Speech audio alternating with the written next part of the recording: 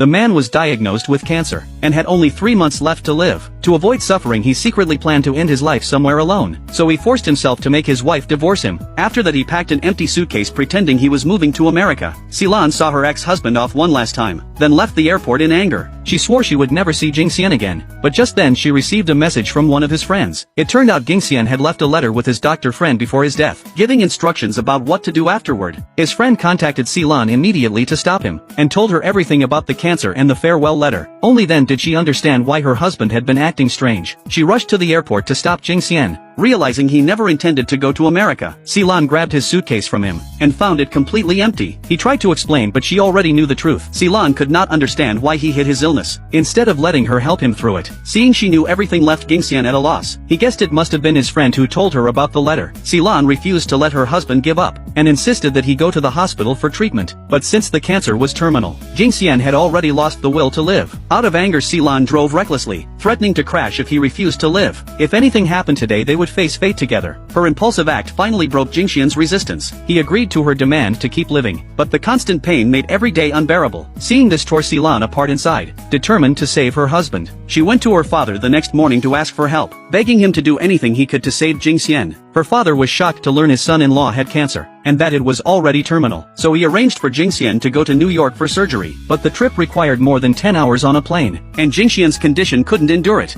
Even reaching New York wouldn't save his life. He would still have to face the pain and wait for the end. As his illness worsened, attacks could come at any time. Soon everyone knew about his diagnosis. His adoptive father broke down in grief, unable to accept it, blaming himself for not being a better parent. Minqiu worried about Jingxian's condition, and hurried to his home. Jingxian didn't want her to see him in such a weak state, so he asked Silan to send her away quickly. Silan already disliked Minqiu's connection with her husband, so she harshly humiliated her, blaming her for Jingxian's suffering, and saying his life or death was none of her concern anymore. Not being able to see him left Minqiu heartbroken. She cried in the park full of regret, feeling her family had made his life so hard. The next morning, Jingxian's illness worsened again. His family called an ambulance and rushed him to the hospital. Minqiu wanted to go with them, but Silan refused coldly, so she waited until Silan was gone, then quietly went to the ward to see Jingxian. Not wanting him to notice her sadness, she pretended nothing was wrong, cheerfully telling him to recover soon, saying it was just a small illness and not to worry his family. Seeing her smile and talk so calmly comforted Jingxian, but as soon as she left the room, she could no longer hold back her tears.